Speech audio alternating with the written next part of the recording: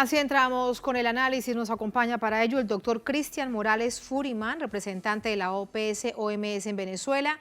Él es chileno y nos acompaña desde su tierra allá en el sur del continente de Santiago de Chile. Doctor Morales, ¿cómo está? Bienvenido, buenas noches. Muy buenas noches, Tatiana. Un gusto estar con ustedes. Muchísimas gracias. Cumple la OPS 75 años enfrentada después de la pandemia. Ahora se habla de tiempos de post-pandemia. Sin embargo, vemos que en algunos países de nuestra América Latina sigue manejándose el tema de las nuevas oleadas. ¿Cuál es su diagnóstico al respecto?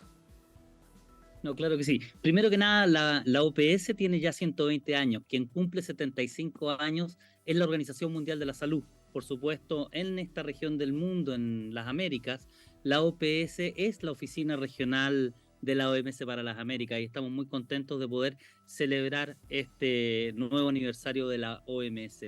Fíjate que el tema de la COVID-19 sigue siendo, hay que recordarlo, una pandemia. La pandemia no ha terminado.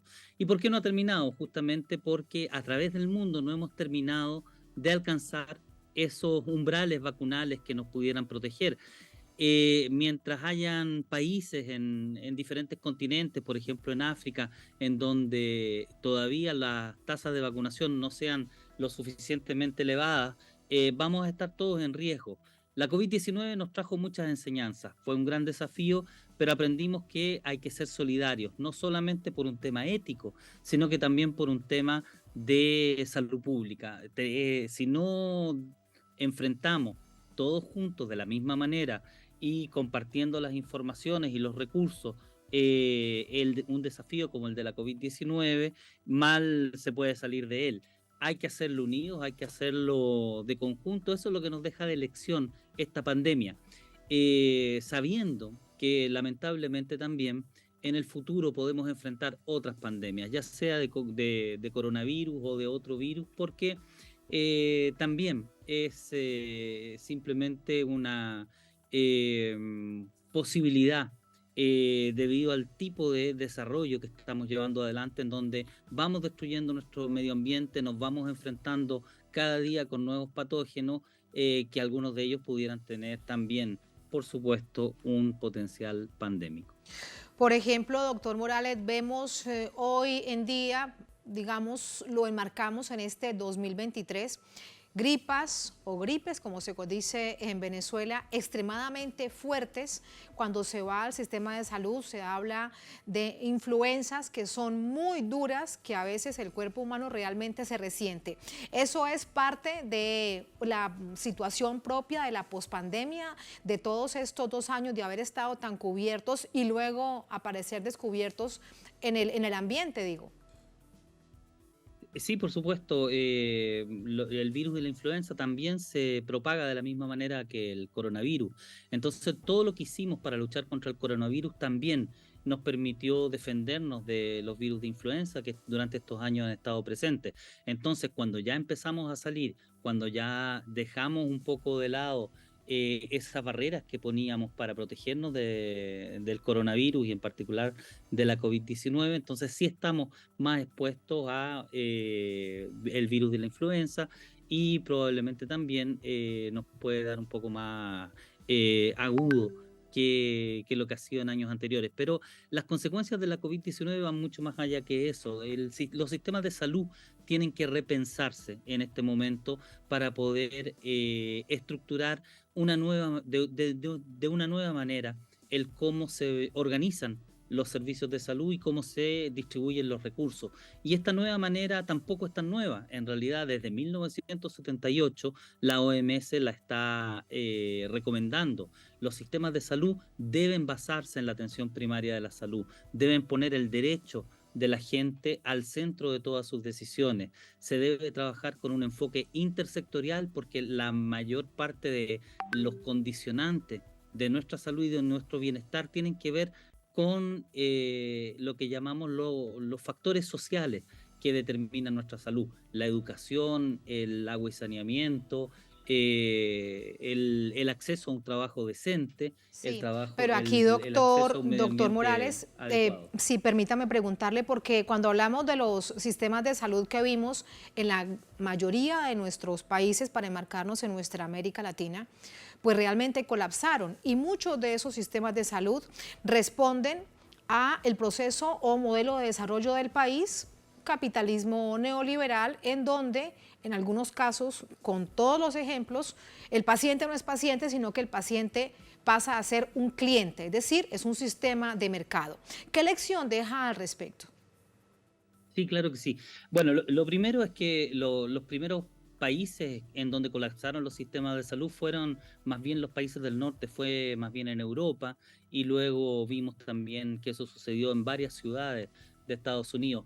Yo diría que más allá del tipo de sistema, ningún sistema de salud estaba preparado para lo que vivimos con la COVID-19. Algunos sí, un poco mejor que otros, pero ninguno estaba totalmente preparado. En ese sentido, ¿qué nos deja de lección? Tenemos nuevamente que centrarnos en lo que significa la atención primaria de la salud, poner a la comunidad también como corresponsable de su salud y trabajar con diferentes sectores. Tenemos que poder promover la salud en el territorio, tenemos que poder prevenir la enfermedad y curarla también en ese primer nivel de atención, pero también debemos, y eso la COVID nos lo enseñó, tenemos que ser capaces de derivar, de referir a los pacientes que lo necesitan a unidades que respondan, a unidades, por ejemplo, lo que fueron las unidades de terapia intensiva con los respiradores artificiales que tantas vidas salvaron también. Esto va más allá de una receta económica, esto es simplemente derecho a la salud y es también las recomendaciones que durante ya más de 45 años viene haciendo la Organización Mundial de la Salud. El sistema de salud venezolano y algunos sistemas de salud de la región recogen los principios de la atención primaria de la salud, hay que insistir sobre ello. No hay que olvidarse también de que hay que estar siempre preocupados de construir y profundizar esa participación social tan importante para hacer de los sistemas de salud resilientes. Claro, y en manos del Estado, porque es un deber del Estado ofrecerle a todos en igualdad de condiciones, no importa si se habla de clases o de estratos sociales, para el caso de algunos países que así se manejan, qué salud puede tener dependiendo del bolsillo, y eso es una tarea del Estado en su conjunto. Doctor, ¿cuál es la lección que nos deja al respecto? Sí, la salud universal le llamamos nosotros, es el acceso universal a la salud y la cobertura universal de salud al mismo tiempo para que todos aquellos que requieran los servicios de salud sin ningún tipo de discriminación, ciertamente sin una discriminación por el bolsillo, puedan acceder a servicios de salud integrales y de calidad. Ese es un principio que debe asegurar efectivamente el Estado en todos los países, con diferentes modalidades, diferentes tipos de sistemas de salud que uno puede imaginar adecuados a la idiosincrasia, a los valores, a la historia de cada país, pero sin lugar a duda, la salud universal es un derecho y por lo tanto también debe ser una responsabilidad de los estados garantizarlo. Sí, el tema además de la humanidad, ¿cuál es su reflexión? Hubo situaciones extremadamente dolorosas, las vivimos en nuestra América Latina, usted recordaba algunos países europeos, ahora por ejemplo rememoro lo sucedido en varios países, en varias regiones italianas, donde era tal el nivel del colapso del sistema de salud que se elegía la vida y le correspondía a los médicos y médicas, a los doctores, el sistema de salud, si un joven vivía o un viejo vivía, la tercera juventud como se le conoce, como se le dice además de manera adecuada aquí en Venezuela. Eso es extremadamente triste y doloroso, doctor. Sí, claro que sí, y nadie quiere estar confrontado a ese tipo de situación. Y yo creo que la COVID-19 nos deja eso como lección. Tenemos que invertir más en nuestros sistemas de salud. Un dólar, cada dólar gastado en el sistema de salud, cada dólar que gasta el Estado para construir un sistema de salud más universal y más resiliente, es un dólar que nos va no solo a resolver los problemas que tenemos que enfrentar todos los días para mejorar la salud y el bienestar de la gente, sino que nos va a proteger en el futuro. Nuestros sistemas de salud estaban mal financiados y estaban mal preparados para combatir un desafío como fue la COVID-19. Esa es la gran lección. Hay que hacer sistemas de salud universales, sistemas de salud que sean resilientes, es decir, justamente que tengan las capacidades necesarias para poder hacer frente a este tipo de brotes epidémicos que pueden poner en jaque, sí, el sistema de salud, pero no hacerlo colapsar. Ese es el desafío, el gran desafío también en nuestra América es el tener una mayor independencia para poder poner a disposición de toda la gente que vive en la región los medicamentos, los equipos médicos, los dispositivos. Hay que invertir también entonces también en los países que lo pueden hacer en sus propias industrias farmacéuticas y de equipos médicos. Cuba en ese sentido es un ejemplo para América Latina y para el mundo, porque tenía, producto de su experiencia, las vacunas que fabrica a beneficio de toda la humanidad, y esto contrastaba también a manera de lección o de su reflexión, doctor Morales, con respecto a la monopolización de algunos países hegemónicos con respecto a las vacunas, comprar y comprar y comprar vacunas teniendo en cuenta que habían otra cantidad de países que las necesitaban, y el uso además que las farmacéuticas también le dieron a esto. Sí, sí, en realidad hay varios países en la región que, no muchos lamentablemente, pero hay varios que tenían la capacidad, ¿no es cierto? Y se pusieron rápidamente, pusieron esas capacidades al servicio de la ciencia para resolver los problemas de la gente. En México, en Argentina, en Brasil, por supuesto en Cuba, como usted dice, y en otros países también, se pusieron todos los talentos a trabajar para suplir las deficiencias que habían en el momento en que se empezaba a enfrentar la COVID-19. Eso nos deja también como lección, así como decía, la necesidad de poder tener unas industrias y poder tener una capacidad productiva y de innovación de medicamentos, de vacunas, de equipos médicos, de dispositivos que permitan que la región se pueda abastecer también de manera prioritaria, porque eso fue lo que pasó finalmente.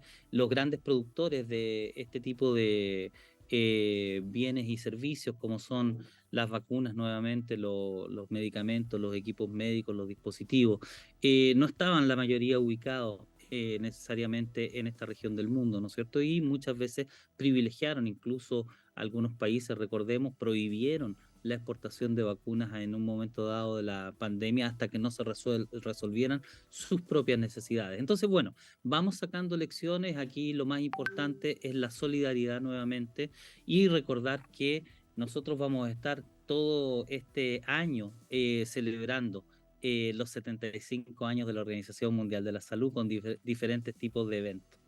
¿Y qué se hará en Venezuela cuando usted regrese de Chile?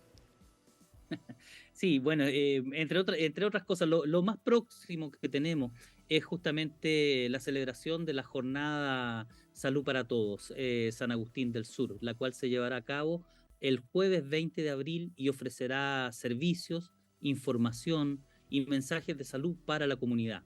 El evento va a cerrar con un concierto y una muestra de ciclismo BMX para incentivar prácticas sanas y de prevención en la comunidad. Pues eso pinta Todos real. invitados. Quienes nos estén escuchando saben que están todos y todas invitadas en el marco de esta conmemoración. Ahora, esto ha sido parte de la lección.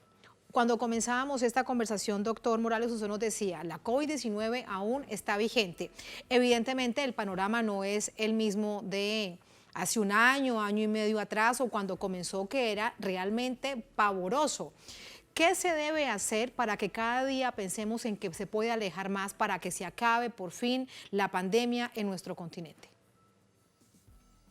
Bueno, hay que seguir vacunándose. No hemos terminado con esa recomendación. Todos tenemos que estar protegidos contra las cepas que circulan y que siguen. Ya no es noticia, ¿no es cierto?, los cambios en los lineajes de la COVID-19, del SARS-CoV-2 que nos venía de ola en ola, pero sigue evolucionando. Y entonces es importante también porque recordemos que las vacunas que todos nos pusimos son vacunas que permitieron usar en un momento de emergencia. Entonces, se siguen haciendo las investigaciones, tenemos que seguir acumulando información sobre cuánto tiempo dura nuestra resistencia justamente a las diferentes formas de SARS-CoV-2 que siguen circulando, ¿no es cierto? Entonces, mientras todas esas respuestas no estén dadas, sigamos con lo que ya aprendimos. No dejemos de lavarnos las manos cuando estamos mucho tiempo en el transporte público, por ejemplo. Evitemos si tenemos un catarro o nos sentimos con alguno de los síntomas que pudieran estar asociados a influenza o a COVID-19, y usemos mascarilla. En fin, protejámonos y protejamos a los demás, sigamos con eso que nos sirvió también tan importante de que nuestra salud depende de los otros y la salud de los otros depende de la nuestra también. Cuidarse y cuidarnos. ¿Qué tanto daño o realmente fue poco? ¿Cuál es su valoración con respecto al movimiento antivacunas en este tiempo de pandemia, doctor? Cambio, eso varió mucho según los países. Esos son movimientos que estaban mucho más expandidos, si se quiere, o tenían mucha más despliegue en países como Estados Unidos, Canadá, si pensamos en esta región, y si pensamos en otra región, también en Europa. Eso no significa que no estaban presentes estos movimientos en todos y cada uno de los países de la región. Es simplemente que quizás tuvieron menos fuerza.